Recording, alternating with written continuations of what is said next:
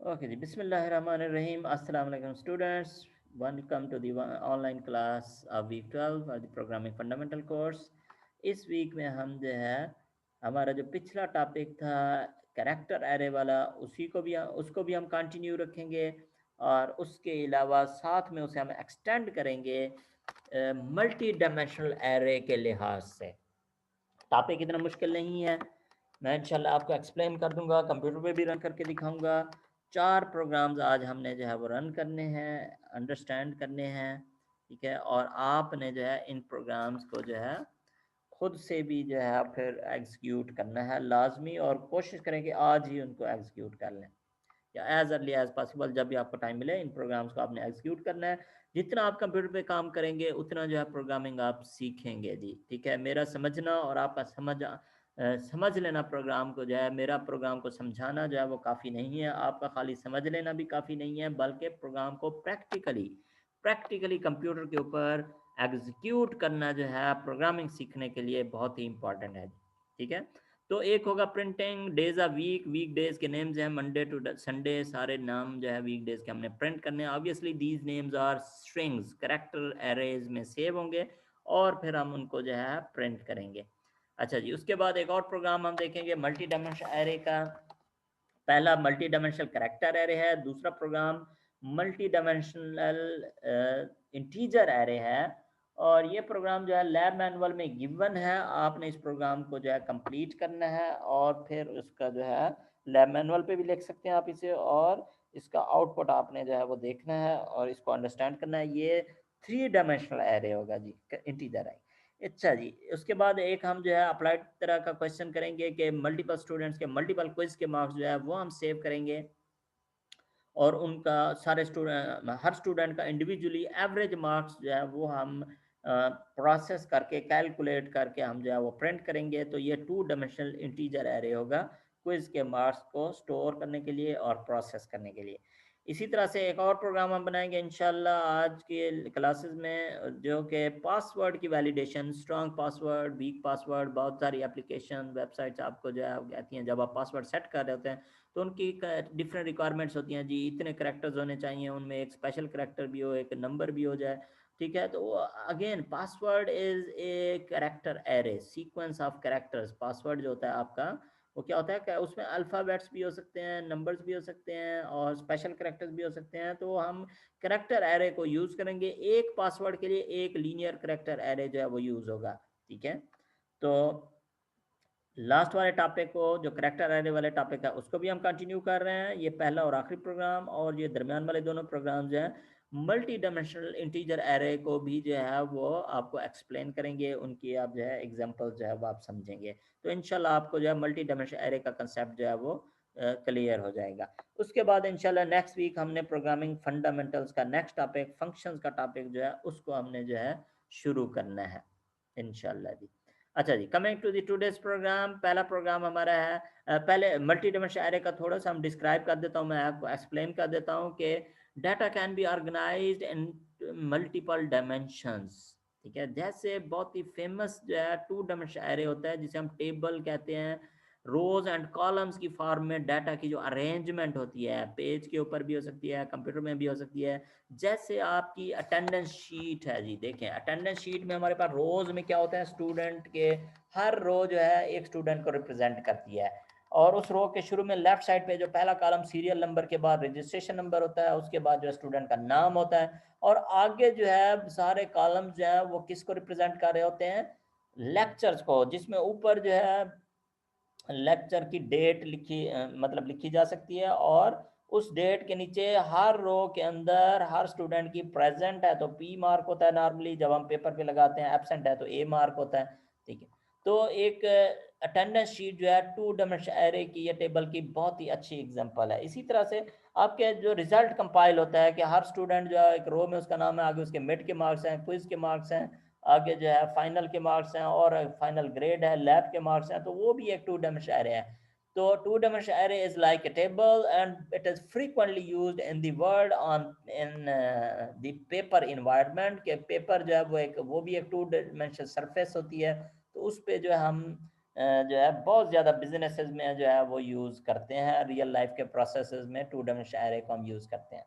अच्छा जी, कंप्यूटर में देखें आपकी जो एक्सेल फाइल, एक्सेल की जो शीट होती है रोज एंड कॉलम्स की फॉर्म में, ठीक है, वो भी एक टू डायमेंशनल एरे इक्विवेलेंट होती है, एक शीट जो है।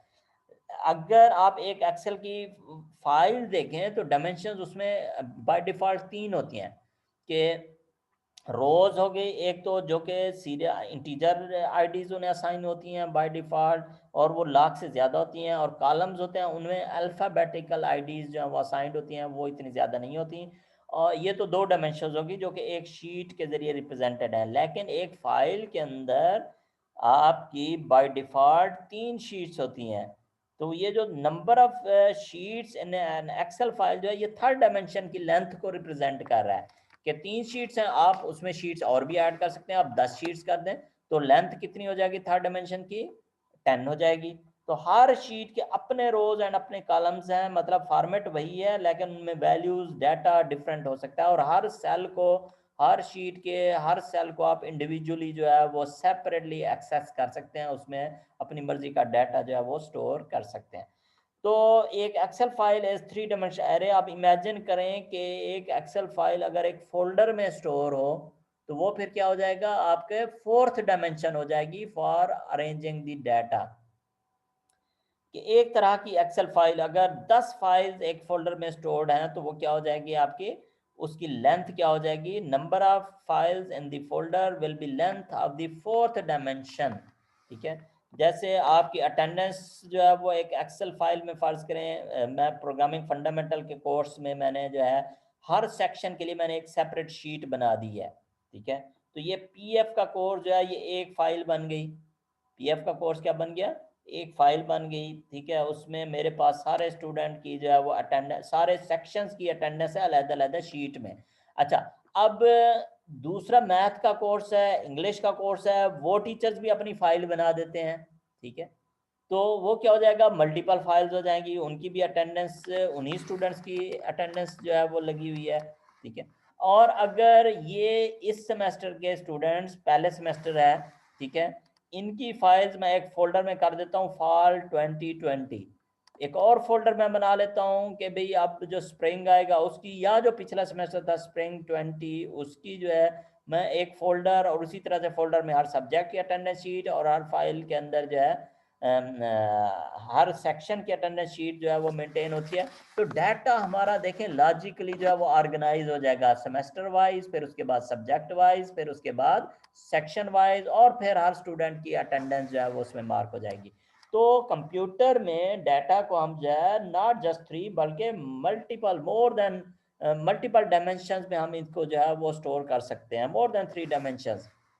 हाउएवर, लेकिन प्रोग्रामिंग में ज़्यादातर अगर मल्टी डायमेंशनल यूज़ होगा तो वो 2 डायमेंशनल एरे की फॉर्म में यूज़ होता है, या कभी कभी आपका 3 डायमेंशनल एरे भी आप यूज़ जो है वो कर सकते हैं। अलबत्ता आजकल जो है डाटा साइंस में डाटा वेयर हाउसिंग का कोर्स जब आप करते हैं तो उसमें फिर आपकी डायमेंशंस जो है वो काफ़ी ज़्यादा हो जाती हैं, तो वो फिर हमारे स्कोप से थोड़ा सा बढ़ के चीज़ है। लेकिन प्रोग्रामिंग में मैक्सिमम जो है ज़्यादातर जो है प्रैक्टिकल लाइफ में 3 डायमेंशन से ज़्यादा आप जो है डायमेंशंस यूज़ नहीं करते। आज के प्रोग्राम में हम 3 डायमेंशंस तक की एग्जांपल्स करेंगे। ठीक है, दो 2 डायमेंशन एरे की 2 एग्जांपल्स करेंगे और एक जो है 3 डायमेंशन एरे वाली एग्जांपल्स करेंगे, तो इंशाल्लाह आपको जो है कंसेप्ट जो है वो क्लियर हो जाएगा। अच्छा जी, तो उसके बाद चलते हैं आगे प्रोग्राम की तरफ।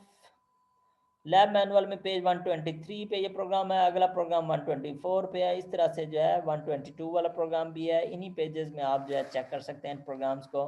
ठीक है, write the output of the following program, program जो है कंप्लीटली गिवन है। ठीक है, और उसका असल जो चीज़ करनी है वो मेमोरी स्ट्रक्चर बनाना है जी। देखें प्रोग्राम क्या है कि एक हमारे पास एरे है, 2 डायमेंशन एरे है, ये देखें कि डेज का एरे है और इसमें कितनी डायमेंशन हैं, 2। 2 डायमेंशंस बनाने का सिंटैक्स क्या है, तरीका क्या है कि आप जो है 2 स्क्वायर ब्रैकेट, एक ये वाली और एक ये वाली दे देते हैं और उनमें उनकी लेंथ दे देते हैं जी।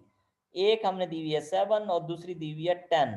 तो जो 7 है वो नंबर ऑफ डेज 7 डेज हैं, तो 7 जो है 7 डेज के लिहाज से हर डे का नाम स्टोर करने के लिए एक रो जो है हमने रिजर्व की हुई है।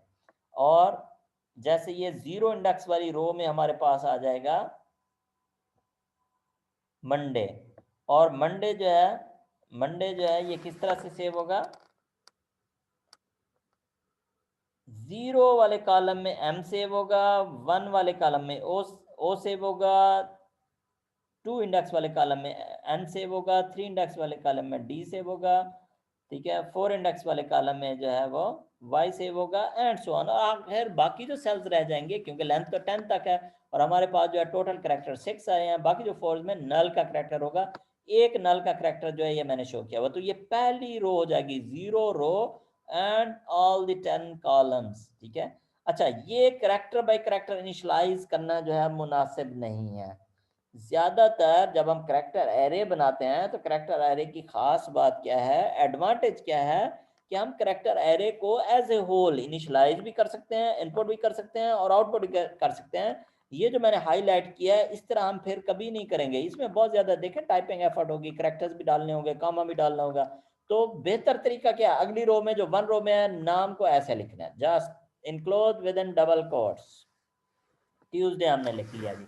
इसके बाद वेंसडे जो है उसका करैक्टर हमने लिख लिया, नेम लिख लिया, ठीक है, simply with in character array. कौन सी रो है, थर्ड रो है, इंडेक्स नंबर क्या है, 2 है, और सारे सेल्स में, सारे कॉलम्स में वैल्यूज किस तरह से जाएंगी, ऑटोमेटिकली डब्ल्यू पहले सेल में चला जाएगा, 0 इंडेक्स वाले में 1 ई जो है, फिर डी, इस तरह से सीक्वेंस में चले जाएंगे।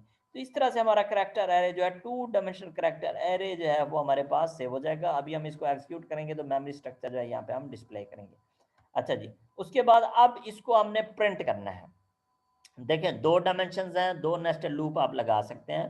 करैक्टर बाय करैक्टर, पहले m को प्रिंट करें, फिर o को प्रिंट करें, फिर n को प्रिंट करें। इस फॉर लूप के अंदर एक और लूप लगा लें जिसमें ये सारे करैक्टर्स 1 बाय 1 जो है वो प्रिंट हो, ठीक है। फिर अगली मर्तबा जब i की वैल्यू 0 से 1 होगी तो फिर ट्यूसडे के सारे करैक्टर इनर लूप से प्रिंट होंगे। फिर अगली मर्तबा जब i की वैल्यू 2 होगी तो फिर वेंसडे के करैक्टर सारे प्रिंट होंगे। तो ये मुनासिब नहीं है करैक्टर बाय करैक्टर एक्सेस करना।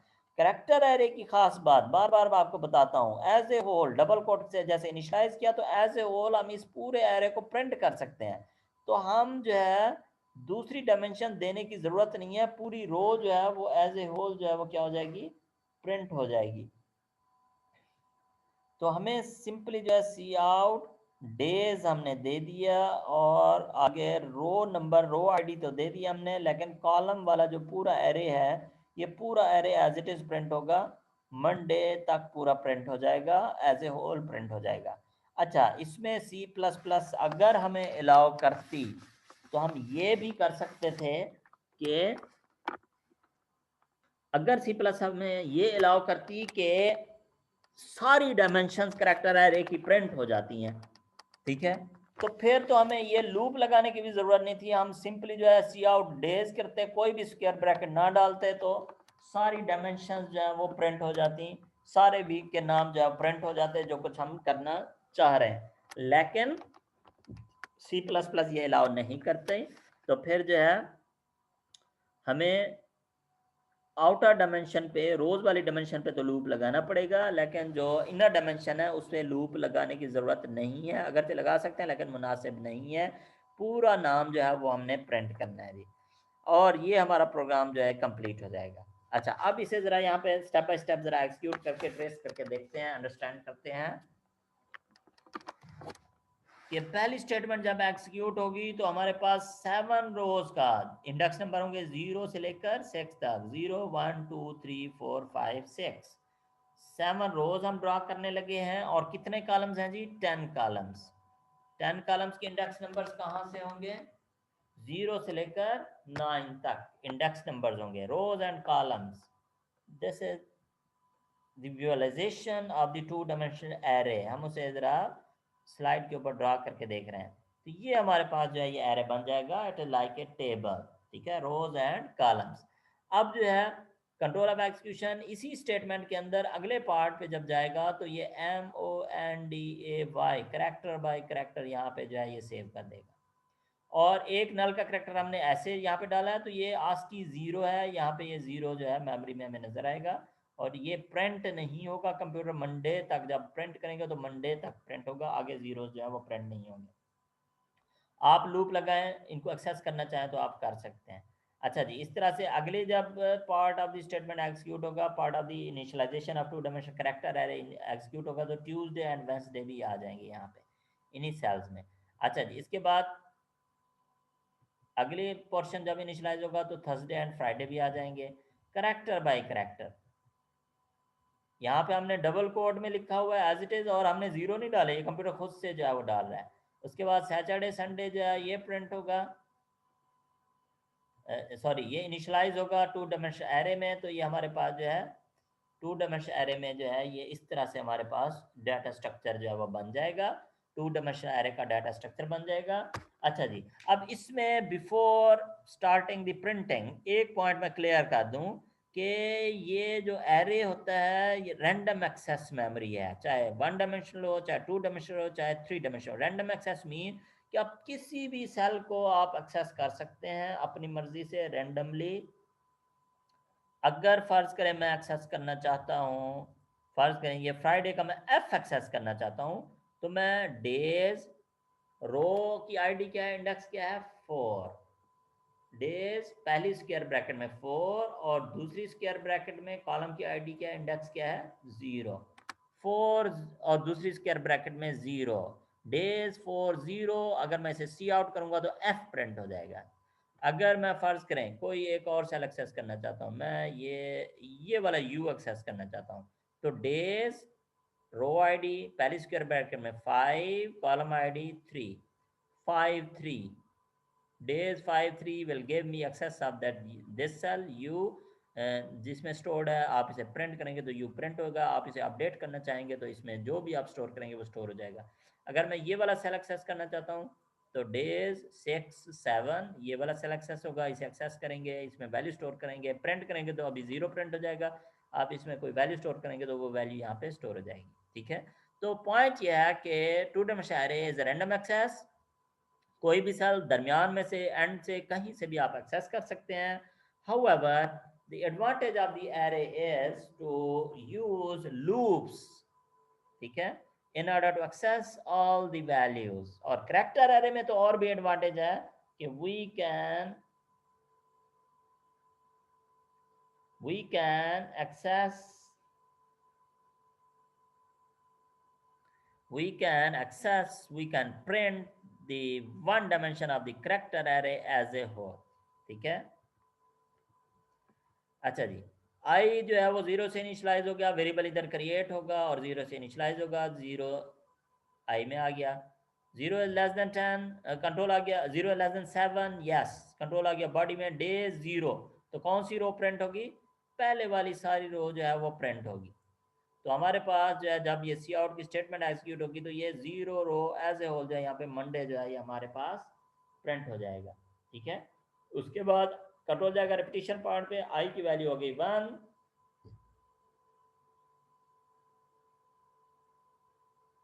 तो 1 में जो है हमारे पास क्या प्रिंट हो जाएगा, ट्यूसडे प्रिंट हो जाएगा। उसके बाद आई की वैल्यू हो जाएगी 2, 2 में हमारे पास क्या हो जाएगा, वेंसडे प्रिंट हो जाएगा, आई की वैल्यू हो जाएगी 3, 3 इंडेक्स में ये जब डेज आई डेज 3 प्रिंट होगा तो कॉलम बाय कॉलम भी आप प्रिंट कर सकते थे जैसे मैंने बताया, लेकिन एडवांटेज यही है कि आप जो है पूरी रो को एज ए होल आप प्रिंट करें, एक्सेस करें। तो ये हमारे पास जब आई की वैल्यू होगी 5 तो हमारे पास सैटरडे प्रिंट हो जाएगा, आई की वैल्यू 6, संडे प्रिंट हो जाएगा, आई की value 7, 7 is less than 7 no, loop will be terminated, तो हमारा प्रोग्राम जो है वो टर्मिनेट हो जाएगा। और control of execution will print press any की टू कंटिन्यू। अच्छा जी, अब हम आते हैं वीएस स्टूडियो में, इस प्रोग्राम को ज़रा एक्सेस करके देखते हैं जी, इस प्रोग्राम को ज़रा रन करके देखते हैं जी। वीएस स्टूडियो में लैब मैनुअल में ये प्रोग्राम जो है गिवन है, जैसे मैंने पिछली स्लाइड में आपको बताया। अच्छा, ये प्रोग्राम हमने लिखा हुआ है, इस प्रोग्राम को हम जो है वो अब एग्जीक्यूट करते हैं स्टेप बाय स्टेप। ये ब्रेक पॉइंट में यहाँ से मे भी शायद ज़रूरत ना पड़े, F10 से हम इसे एग्जीक्यूट करते हैं जी, स्टेप बाय स्टेप। F10 की मैं प्रेस कर रहा हूँ जी। मंडे का इसे मैं ज़रा पिन करके देख लेते हैं। ये मंडे का हमारा जो है, इसमें देखें कितनी रोज हैं, 7 रोज।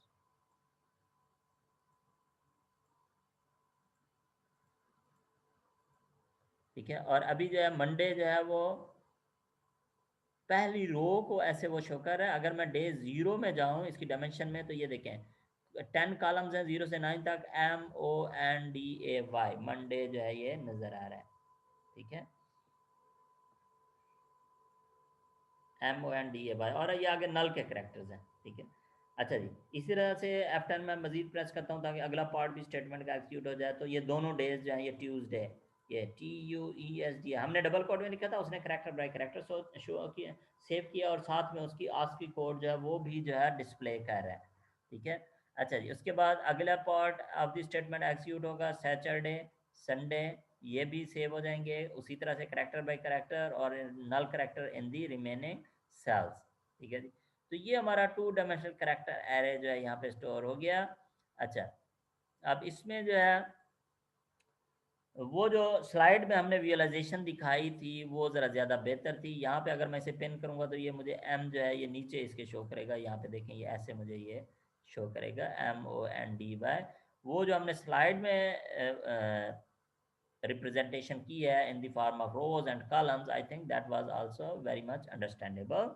अच्छा जी, अब हम जो है इसे स्टेप बाय स्टेप जो है एग्जीक्यूट करते हैं।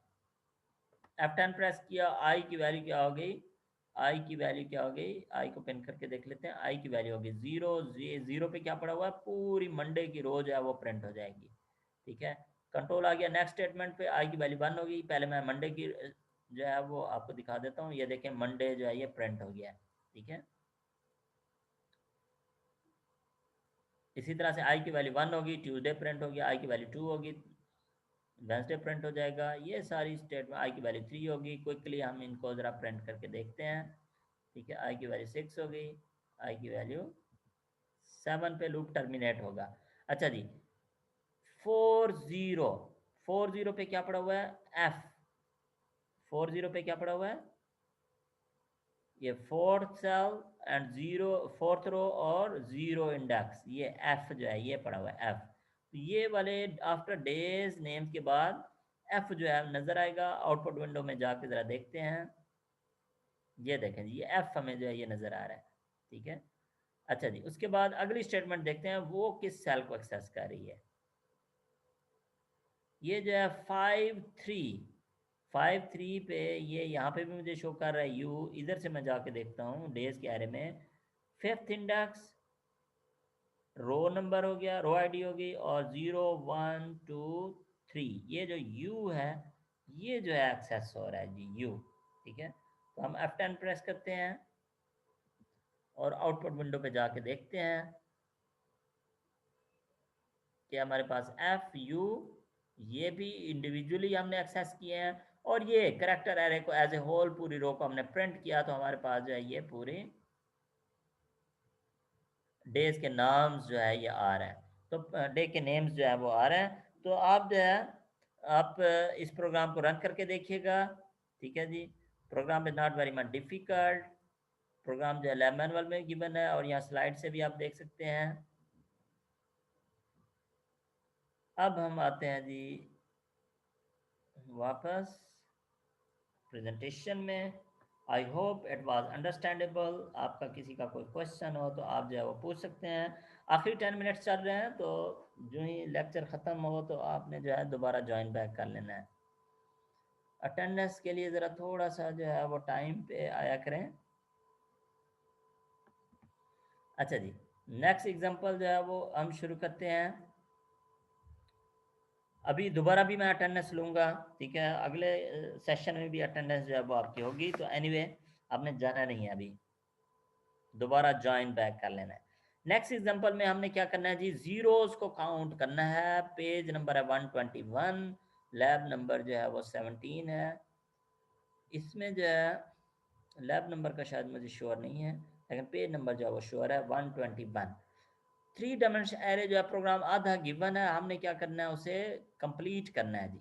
यहाँ तक प्रोग्राम ये गिवन है कि अब ये 3 डायमेंशन एरे है। देखिए कैसे पता चल रहा है 3 डायमेंशन एरे है कि 3 स्क्वायर ब्रैकेट्स हैं। पहली की लेंथ कितनी है 2, दूसरी की लेंथ कितनी है 3, तीसरी की लेंथ कितनी है 4। फॉर सिंपल अंडरस्टैंडिंग हम इसे कह सकते हैं कि ये जो है 2 शीट्स हैं हमारे पास एक एक्सेल फाइल में, और हर शीट में 3 रोज हैं और 4 जो है वो कॉलम्स हैं। 3 रोज और 4 कॉलम्स हैं। तो ये जो पहली शीट है ये यहाँ तक इनिशलाइज होगी। देखें कामा सेपरेटेड, 0 इंडेक्स, इसकी लेंथ 2 है तो कौन सी इंडेक्स होंगी 0 एंड 1 इंडेक्स। इसकी लेंथ 3 है तो 0 1 2, इसकी लेंथ 4 है तो 0 1 2 3। ठीक है, तो ये 0 इंडेक्स पे ये वाली हो जाएगी, फिर उसके बाद 1 इंडेक्स पे ये वाली शीट हो जाएगी। उसके बाद कितनी रोज हैं देखें, इसमें भी 3 रोज हैं 1 2 3, और इस दूसरी शीट में भी कितनी रोज हैं 3 रोज हैं 1 2 3, और हर रो में कितने कॉलम्स हैं 4 कॉलम्स हैं। इसमें भी देखें 4 वैल्यूज हैं, इसमें भी 4 हैं, इसमें भी 4 हैं। अगर मैं कोई वैल्यू एमिट कर दूं तो कंप्यूटर क्या करेगा, खुद से जो है वो नल जो है वो आस्की 0 का करैक्टर जो है वो इसमें डाल देगा 3 डायमेंशन एरे में। अच्छा जी, तो ये हमारा एरे को इनिशलाइज करने का तरीका है कि जितनी स्क्वायर ब्रैकेट्स देखें उतनी कर्ली ब्रैकेट्स। ठीक है, ये करैक्टर एरे नहीं है, इंटीजर एरे है। हर वैल्यू को कामा सेपरेटेड हमें एक्सप्लिसिटली खुद से लिखना पड़ेगा। डबल कोड में हम वैल्यूज नहीं लिख सकते इंटीजर एरे में। ठीक है, हर वैल्यू को, हर इंटीजर वैल्यू को हमें कामा सेपरेट करके कर्ली ब्रैकेट करके और फिर उसकी डायमेंशन के मुताबिक उतनी कर्ली ब्रैकेट्स डाल के हमें जो है वो लिखना पड़ेगा, तब ये हमारा एरे जो इनिशियलाइज हो जाएगा। अच्छा जी, अब हमने इन वैल्यूज को क्या करना है, इनमें से जीरोज जो है वो काउंट करना है, नंबर ऑफ जीरोज जो हमने काउंट करने हैं। तो जब हमारे पास 3 डायमेंशन हो तो हम जो है 3 नेस्टेड लूप्स जो है वो हम लगाते हैं, 3 नेस्टेड लूप्स जो है वो हम लगाते हैं। ठीक है, 3 नेस्टेड लूप्स। तो 3 नेस्टेड लूप्स लगाने के लिए हमें 3 इंडेक्स वेरिएबल चाहिए, आई जे एंड के। मैंने उनके नाम दे दिए, आप उनके नाम कोई और भी कर सकते हैं। ये हमारे 3 इंडेक्स वेरिएबल्स हो गए, और हमें count of zeros, zero count हमने बताना है ना, तो काउंट ऑफ जीरोज बताने के लिए हमें क्या करना है, सी का वेरिएबल हमने बना लिया और उसे हमने 0 से इनिशियलाइज कर लिया। जब भी कोई वैल्यू में 0 होगी तो फिर 0 मिलेगी तो हम इधर काउंट को इंक्रीमेंट कर देंगे। तो नेस्टेड लूप लगेंगे 3, क्योंकि 3 डायमेंशन हैं। पहला लूप जो है वो, फिर दूसरा लूप, फिर तीसरा लूप। अब इसमें सिर्फ एक चीज मैं आपको बता दूं कि ये आप पे डिपेंड करता है कि आप जो है किस सीक्वेंस में इस एरे को ट्रेवर्स करना चाहते हैं। आप चाहते हैं कि शीट वाइज पहली शीट की सारी जीरो काउंट हो जाएं, फिर दूसरी शीट की जीरो काउंट हो, तो ये आप कर सकते हैं। इसमें देखें ये जो एंडिंग वैल्यू है ना 2 3 4, ये यहाँ से पता चला है कि 2 3 4 मैं कैसे एक्सेस करने का इरादा कर रहा हूँ।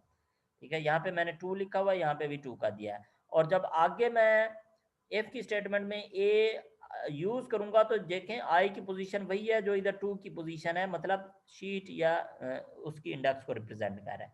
फिर जे देखें 3 तक है तो यहाँ पे जे 3 है, और यहाँ पे भी उसकी पोजीशन वही है जो इधर 3 की पोजीशन है। अकॉर्डिंगली, ताकि आई का लूप, जे का वेरिएबल, के का इंडेक्स वेरिएबल उसकी लेंथ तक जाके टर्मिनेट हो जाए। जब ये 2 के इक्वल होगा लूप टर्मिनेट होगा, जब ये 3 के इक्वल होगा लूप टर्मिनेट होगा, जब ये 4 के इक्वल होगा लूप टर्मिनेट होगा। आप चाहें वैल्यूज इसी तरह स्टोर रहेंगी, आप चाहें तो आप इसे रो मेजर भी कर सकते हैं कि पहली रो दोनों शीट्स की प्रिंट हो जाए, फिर चेक हो जाए या प्रोसेस हो जाए, फिर दूसरी रो की बारी आए दोनों शीट्स की, फिर तीसरी रो की बारी आ जाए। आप चाहें तो आप कॉलम मेजर भी आप कर सकते हैं। जैसे आपकी अटेंडेंस मार्क होती है, फर्ज करें क्लास में 50 स्टूडेंट्स हैं, 50 स्टूडेंट्स के नाम एक पेज पे नहीं आते, दो शीट्स हैं, 2 पेजेस हैं। ठीक है, तो मैं पहले लेक्चर की अटेंडेंस के लिए पहले कॉलम में मैं एक शीट में सारी रोज को ट्रेवर्स करता हूँ, फिर जो है मैं दूसरी शीट पे चला जाता हूँ और उसी पहले कॉलम को ही कंटिन्यू करता हूँ। तो कॉलम मेजर भी चल सकते हैं सीक्वेंस, रो मेजर भी हो सकता है और शीट मेजर भी हो सकता है, जैसे अभी यहाँ पे मैं कर रहा हूँ। ठीक है, तो एरे वैल्यूज इस तरह से स्टोर रहेंगी, एक्सेस आप जिस सीक्वेंस में मर्जी आ करें। आप इवन रिवर्स डायरेक्शन में भी कर सकते हैं कि दूसरी वैल्यू जो है वो पहले एक्सेस हो, दूसरी शीट पहले एक्सेस हो, पहली शीट जो है बाद में एक्सेस हो, लास्ट वाला कॉलम पहले एक्सेस हो और आगे वाले कॉलम्स जो है पहले वाले कॉलम्स बाद में एक्सेस हों। आप रिवर्स डायरेक्शन में भी जा सकते हैं, पॉजिटिव डायरेक्शन में भी जा सकते हैं, शीट मेजर सीक्वेंस भी जा सकते हैं, कॉलम मेजर सीक्वेंस भी जा सकते हैं, रो मेजर सीक्वेंस भी जा सकते हैं जी। Once the values are stored in the array you can access them in any sequence, बस तरतीब से एक्सेस करना है, ठीक है। और लास्ट एग्जांपल में भी हमने देखा था, अगर आप बगैर तरतीब के किसी इंडिविजुअल सेल्स को आप एक्सेस करना चाहते हैं तो वो भी आप कर सकते हैं कि array is random access memory. अच्छा जी, ये हमारा प्रोग्राम जो है कंप्लीट हो गया। लेस देन 1 मिनट रह गया है, जो ये मीटिंग खत्म हो तो आपने ज्वाइन बैक कर लेना है। ओके, इसी को हम जो है थोड़ा एक्सप्लेन करेंगे। अब इसमें इस फॉर की स्टेटमेंट में एक ही फॉर की स्टेटमेंट है, इसलिए कर्ली ब्रैकेट नहीं डाली। इस फॉर में एक ही फॉर की स्टेटमेंट है, इसकी बॉडी में, इसलिए कर्ली ब्रैकेट नहीं डाली। इस फॉर में एक ही इफ की स्टेटमेंट है, कर्ली ब्रैकेट बॉडी बनाने की जरूरत नहीं है, बना दें तो कोई हद नहीं है। इस इफ की स्टेटमेंट में एक ही देन पार्ट है सी प्लस प्लस, तो इसलिए ब्रैकेट मैंने नहीं डाली। आप डालना चाहें तो इसमें डाल सकते हैं जी। ये जो सी आउट सी की स्टेटमेंट है, it is outside the loop, ठीक है। ये तीनों लूप्स के बाहर स्टेटमेंट है, जो कि at the end final count जो है वो प्रिंट करेगी, ठीक है जी। तो अभी जो है मीटिंग एंड होने वाली है, तो आपने क्विकली जो है ज्वाइन बैक कर लेना है। आपकी जो है मैंने अटेंडेंस जो है वो मार्क करनी है। आज कम स्टूडेंट्स हैं, नॉर्मली जो है वो